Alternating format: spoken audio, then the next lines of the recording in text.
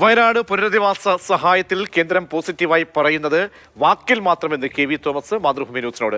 ഔദാര്യമല്ല, അവകാശമാണ് കേരളം ചോദിക്കുന്നത്. ചോദിച്ചതിന്റെ 10-ൽ 1 മാത്രം തന്നത് ശരിയായ സമീപനമല്ല. ചോദിച്ച സഹായം നേടുന്നതിനായി ഇനിയും ചോദിക്കുമെന്നും കെ.വി. തോമസ് പ്രതികരിച്ചു.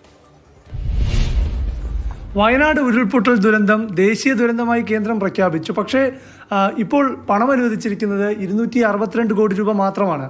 സംസ്ഥാനം ചോദിച്ചത് 2200 കോടി രൂപയിലധികമാണ്. എന്താണ് സംഭവിക്കുന്നത്? ഇതുമായി ബന്ധപ്പെട്ട് ഡൽഹിയിലെ കേരള സർക്കാരിൻ്റെ പ്രതിനിധി കെ.വി.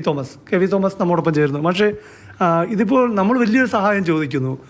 ആവശ്യപ്പെട്ട സഹായത്തിൻ്റെ ചെറിയൊരു പങ്ക് മാത്രം ഇപ്പോൾ അനുവദിക്കുന്നു. നേരത്തെയാണെങ്കിൽ വായ്പയായിട്ടാണ് 562 കോടി രൂപ അനുവദിച്ചത്. കേരളത്തിൻ്റെ പ്രതീക്ഷകൾ അസ്തമിക്കുകയാണ്. അല്ലല്ലോ, നാം ഒരു ഫെഡറൽ സിസ്റ്റത്തിലാണ് നിൽക്കുന്നത്. നാം ഈ ചോദിച്ചതൊന്നും ഔദാര്യമല്ല, കേരളം പോലൊരു സംസ്ഥാനത്തിൻ്റെ അവകാശമാണ്.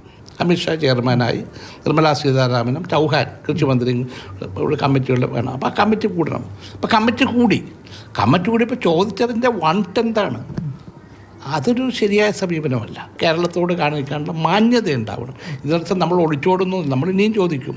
നമ്മുടെ അവകാശങ്ങൾക്ക് അത് ശക്തമായിട്ട് ചോദിക്കും. പക്ഷെ പോസിറ്റീവായിട്ട് പറയുന്ന ആളുടെ കാര്യങ്ങൾ നടക്കുമ്പോൾ നമുക്ക് തരേണ്ടതുപോലെ തരുന്നില്ല.